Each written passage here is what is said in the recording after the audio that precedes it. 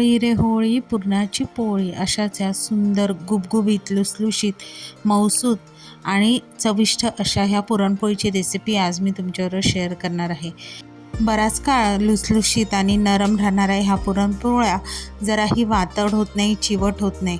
पुरणाच्या पोळीसाठी लागणारं पीठ कसं मळायचं, पुरण कसं करायचं, सगळं काही ह्या रेसिपीमध्ये मी शेअर केलेलं आहे। तर रेसिपी शेवटपर्यंत नक्की बघा। चला वेळ न घालवता रेसिपीला सुरुवात करूया। आता सर्वप्रथम इथे आपण पीठ मळून घेऊया। आता पीठ मळण्यासाठी इथे मी 2 कप एवढं मैद्याचं पीठ घेतलेलं आहे। वजनी प्रमाण ह्याचं अर्धा किलो आहे। आता त्यामध्ये मी अर्धा कप एवढं गव्हाचं पीठ घेतलेलं आहे। आता ही दोन्ही पीठं आपल्याला व्यवस्थित चाळून घ्यायचं आहे। चवीपुरतं इथे मी मीठ घातलेलं आहे आणि अर्धा चमचा हळद घातलेला आहे आणि 2 चमचे एवढं मी साधं तेल घातलेलं आहे, म्हणजे थंड तेल इथे मी घातलेलं आहे। आता हे व्यवस्थित सगळं पिठाला चोळून घ्यायचं आहे आणि पाणी घालून ते पीठ आपल्याला सैलसर भिजवायचं आहे। सुरुवातीला इथे मी 1 कप एवढं पाणी घातलेलं आहे। आता त्या 1 कपामध्ये आपल्याला बसेल एवढं पीठ भिजवायचं आहे। आता पुन्हा त्यामध्ये मी अर्धा कप एवढं पाणी घातलेलं आहे आणि पुन्हा आपल्याला पीठ मळून घ्यायचं आहे। सुरुवातीला एकदम पाणी घालायचं नाही, अंदाज घेत घेत आपल्याला पाणी ॲड करायचं आहे। आता पुन्हा इथे मी अर्ध्या कपापेक्षा कमी एवढं पाणी वापरलेलं आहे, म्हणजे जवळजवळ आपल्याला इथे 2.25 कप एवढं पाणी लागलेलं आहे। आता ह्याच पाण्यामध्ये मी सैलसर असं पीठ भिजवलेलं आहे। आता हे पीठ आपल्याला जास्त मळायचं नाही आहे। ह्याचा एक गोळा करून तो आपल्याला एका पातेल्यामध्ये ठेवायचा आहे। आता हे पीठ बुडेल एवढं मी साधं पाणी ह्यामध्ये घातलं आहे आणि पीठ आपल्याला हे 20 ते 22 मिनटासाठी मुरत ठेवायचं आहे। आता आपलं पीठ मुरेपर्यंत आपण इथे पुरणाची तयारी करूया। आता पुरणासाठी इथे मी अर्धा किलो एवढी डाळ 2 ते 3 तासासाठी भिजत ठेवली आहे। आता हे भिजवलेलं पाणी काढून त्यामध्ये मी जवळजवळ 4 तांबे एवढं पाणी घातलेलं आहे। मीडियम टू फास्ट गॅसवर आपल्याला ही डाळ शिजत ठेवायची आहे। आता सुरुवातीला जो वरती पांढरासारखा फेस येतो ना, तो आपल्याला काढून टाकायचा आहे आणि ही डाळ ढवळून घ्यायची आहे।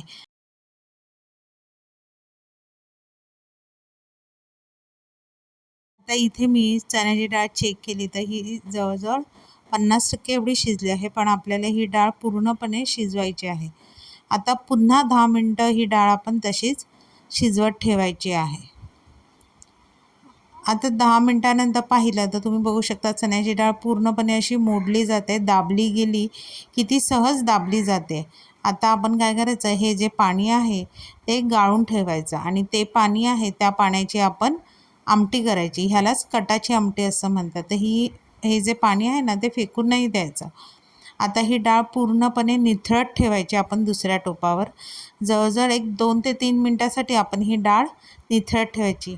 ह्या डाळीमधलं सगळं पाणी आपल्याला सुकलं पाहिजे, म्हणजे पाण्याचा एकही थेंब डाळीमध्ये राहता कामा नये। आता तुम्ही बघू शकता इथे डाळ पूर्णपणे निथळली आहे, जरासुद्धा ह्यामध्ये पाणी शिल्लक राहिलेले नाही आहे। आता काय करायचं, ज्या टोपामध्ये मी चण्याची डाळ शिजत ठेवलेली त्या टोपामध्येच मी गूळ घातलेला आहे। आता हा अर्धा किलो चण्याच्या डाळीला अर्धा किलो गूळ हे अगदी परफेक्ट प्रमाण आहे। ह्या परफेक्ट प्रमाणामध्ये पुरणपोळी अगदी व्यवस्थित गोड होतात, जास्त गोड होत नाही किंवा कमी गोडही होत नाही। आता बारीक गॅसवर आपण ही चण्याची डाळ आणि गूळ व्यवस्थित परतत राहायचं आहे।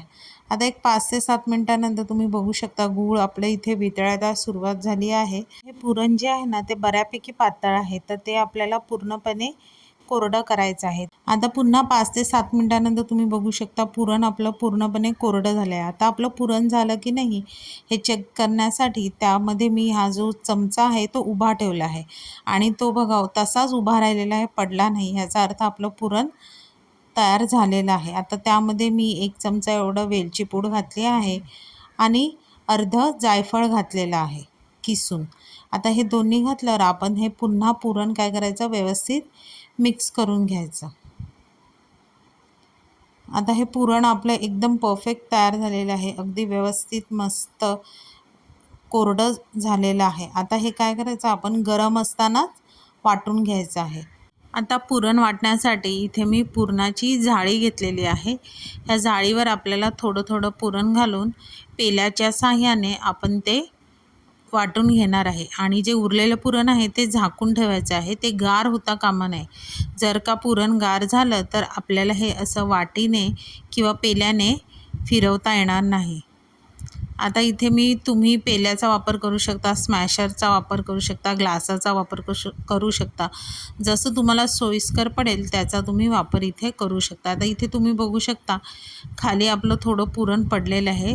खाली कमीच पडतं, पण त्या जाळीच्या तळाला जास्त चिटकून राहतं. तर मध्ये मध्ये ते चेक करून घ्यायचं आहे आणि ती खालची साईडसुद्धा व्यवस्थित सगळी काढून घ्यायची आहे. आता पुन्हा इथे उरलेलं जे पुरण आहे ते गोळा करून आपण वाटून घ्यायचं. आता तुम्ही बघू शकता इथे अशा प्रकारे मी सगळं पुरण वाटून घेतलेलं आहे.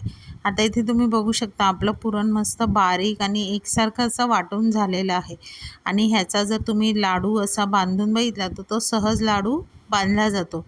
म्हणजेच आपलं हे पुरण अगदी परफेक्ट तयार झालेलं आहे. आता आपण पिठाकडे वळूया. आता आपण जे हे पीठ मुरत ठेवलेलं पाण्यामध्ये ते आपण साईडला करून आता एका परातीत घ्यायचं आणि ते चांगलं मळून घ्यायचं. म्हणजे पिठाला चांगलं मसाज करून घ्यायचा. आता इथे तुम्ही घड्याळ लावून पीठ मळलं तरी चालेल. सुरुवातीची 5 ते 7 मिनटं आपल्याला हे बिना तेलाचं पीठ मळून घ्यायचं आहे.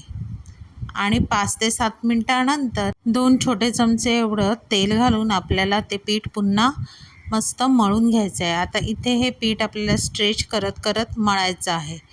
असं सुरुवातीचं जे आपण तेल ह्याला घातलेलं होतं ते पूर्णपणे सुकलं, हाताला पुन्हा पीठ चिकट लागलं की पुन्हा त्यामध्ये मी 2 चमचे एवढं तेल घातलेलं आहे आणि पुन्हा ते पीठ आपल्याला चांगलं मळून घ्यायचं आहे.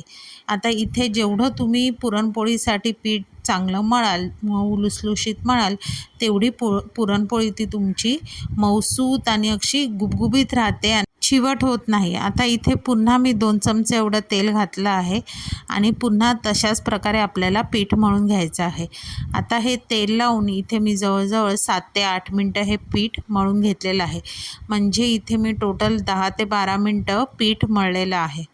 आता हे बघा, तुम्ही बघू शकता इथे आपलं पुन्हा टाकलेलं जे तेल होतं ते सुद्धा सुकलेलं आहे. पण पहिल्यासारखं आपल्या हाताला आता हे पीठ चिकटत नाही आहे. ह्याचा अर्थ आता आपल्याला इथे तेलाची गरज नाही आहे. आता आपण इथे काय करायचं, शेवटी वरून थोडं तेल लावायचं आणि तळालासुद्धा तेल लावायचं आणि त्यावर हा गोळा ठेवून हा गोळा जवळजवळ अर्धा तास भिजत ठेवायचा आहे. आता इथे मी तेलाचा वापर 6 छोटे चमचे एवढा केलेला आहे. म्हणजे मळताना सुरुवातीला 6 चमचे आणि शेवटी लावताना पिठाला लावायला 1 चमचा. आता इथे अर्ध्या तासानंतर तुम्ही बघू शकता पीठ आपलं चांगलं भिजलेलं आहे. तर आता मी तुम्हाला पीठ जरा ओढून दाखवते. म्हणजे हे बघा, हे व्हिडिओ दाखवल्याप्रमाणे जर तुम्ही पीठ असं स्ट्रेच केलं की पिठाची अशी तार तयार व्हायला पाहिजे. ह्याचा अर्थ आपलं पीठ हे अगदी व्यवस्थित मळून झालेलं आहे. आता इथे मी पुरणाचे सुद्धा छोटे छोटे गोळे करून घेतले आहेत. आता मी तुम्हाला इथे पुरण भरून दाखवते हां.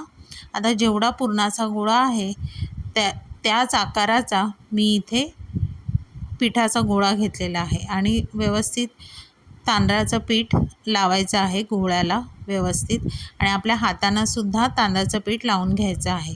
आणि आता जसं आपण मोदकाला वाटी बनवतो तशीच आपण ही पुरणासाठी इथे वाटी बनवायची आहे आणि त्यामध्ये आपण पुरण भरायचं आहे. आता व्हिडिओत दाखवल्याप्रमाणे तुम्ही इथे पुरण भरायचं आणि खालच्या बाजूने म्हणजे तळ हाताला हा जो गोळा ठेवून तो आपण सगळ्या बाजूने वर ओढायचा आहे. म्हणजे एका हाताने जे आपण पुरण भरलेलं ते खाली दाबायचं आणि दुसऱ्या हाताने आपण साईडचं पीठ वर करायचं. असं करत करत आपल्याला हा पुरणाचा गोळा त्यामध्ये पूर्ण सील करायचा आहे आणि सगळ्या बाजूने आपण हा गोळा बंद करून घ्यायचा आहे.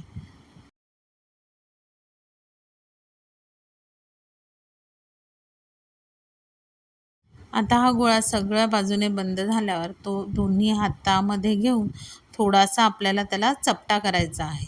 अगदी जास्त प्रेशर अप्लाय करायचं नाही, हलक्या हाताने आपल्याला तो चपटा करायचा आहे। आता इथे पुरणपोळी लाटण्यासाठी मी पोलपाटाला एक स्वच्छ असा सफेद कपडा बांधला आहे आणि पुरणपोळी सरकण्यासाठी इथे मी मैद्याचा वापर न करता तांदळाचा पिठाचा वापर केला आहे। तांदळाच्या पिठामुळे आपली पुरणपोळी आहे ना, ती अगदी अशी पटकन सरकते। तर आता हा गोळा मी पोलपाटावर ठेवून आपण हलक्या हाताने त्याला सगळ्या बाजूने प्रेस करत थोडंसं पसरवायचं आहे। आता हलक्या हाताने आपल्याला ही पोळी लाटून घ्यायची आहे। आता जर का तुम्हाला इथे पीठ कमी वाटलं तर पुन्हा तांदळाचं पीठ भरभरून तुम्ही इथे पोळीही लाटू शकता। आता इथे तुम्ही बघू शकता मी अगदी हलक्या हाताने लाटणी फिरवलेली आहे। आता अशा प्रकारे ही आपली पोळी लाटून तयार झालेली आहे। आणि आता इथे मी मीडियम गॅसवर सगळ्या बाजूने तूप सोडलेलं आहे आणि ही पोळी आपण दोन्ही बाजूने खरपूस भाजून घ्यायची आहे।